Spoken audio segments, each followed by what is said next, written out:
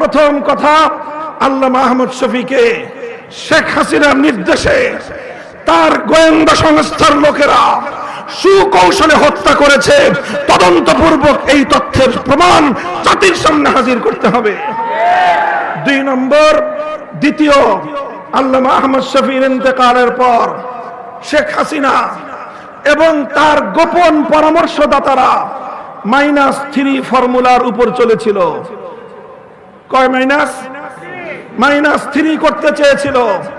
প্রথম মাইনাসের তালিকায় ছিলেন নূর হোসেন কাসেমী রাহিমাহুল্লাহ, দ্বিতীয় মাইনাসের তালিকায় ছিলেন আল্লামা জুনায়েদ বাবুনগরী রাহিমাহুল্লাহ, আর তৃতীয় মাইনাসের তালিকায় ছিলাম আমি অধম মামুনুল হক।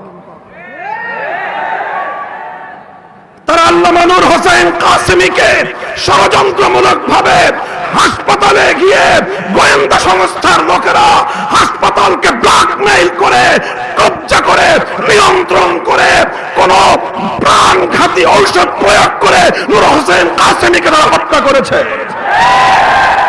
সেই হত্যাকাণ্ডের সঠিক তদন্ত এবং বিচার করতে হবে। এরপরে তারা আল্লামা জুনায়েদ বাবুনগরীর বিরুদ্ধেও একই কৌশল গ্রহণ করেছে এবং আল্লামা জুনায়েদ বাবুনগরীকেও তারা হত্যা করেছে।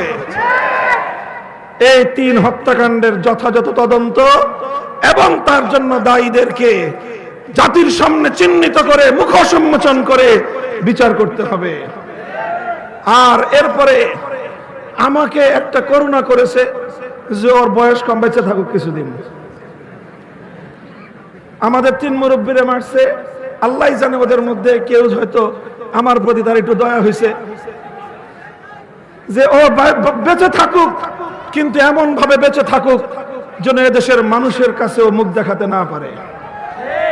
আমাকে জনগণ থেকে বিচ্ছিন্ন করার পায় তারা চালিয়েছিল। আমি পরিষ্কার ভাষায় বলি, 2021 সালের 3রা এপ্রিলের পর আমার বিরুদ্ধে যারা যারা কথা বলেছে, যেই রূপেই বলে থাকুক, যেই আকৃতিতেই বলে থাকুক, তারা সব উপরোক্ত 3 হত্যাকাণ্ড সহ আমার বিরুদ্ধে ষড়যন্ত্রের সঙ্গে জড়িত ছিল। ব্যাপারটাকে কেউ আমার ব্যক্তিগত বিষয় হিসেবে বিবেচনা করবেন না। আমি ছিলাম 3 জনের একজন, আহাদুস সালাসা। আমি ছিলাম 3 জনের একজন। আমার 2 পূর্বসূরীকে হত্যা করেছে। আমার আল্লামা আহমদ শফীকে তারা হত্যা করে আমি যেন এদেশের ধর্মপ্রাণ মুসলমানদেরকে নিয়ে এই ষড়যন্ত্রের বিরুদ্ধে রুখে দাঁড়াতে না পারি, এজন্য আমার বিরুদ্ধে এমন ষড়যন্ত্রের বীজ তারা বুনেছিল, এমন ষড়যন্ত্রের চাল তারা বিছিয়েছিল যেন ভবিষ্যতে আর কোনোদিন কেউ মামুনুল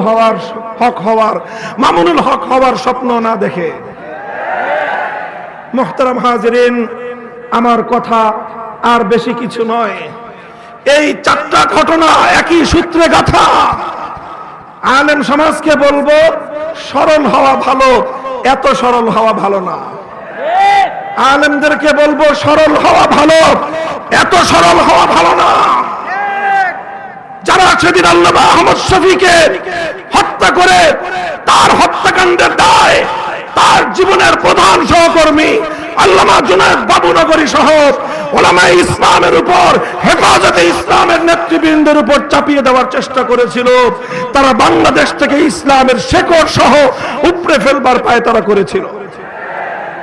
কাজেই এগুলো সুন্দরভাবে, এগুলো যথাযথ তদন্ত, এর স্বরূপ উন্মোচন এবং এর সঠিক বিচার এই জাতি প্রত্যাশা করে। কথা বলেন ঠিক না বেঠিক? ইনশাআল্লাহ আমরা ঐক্যবদ্ধ আছি।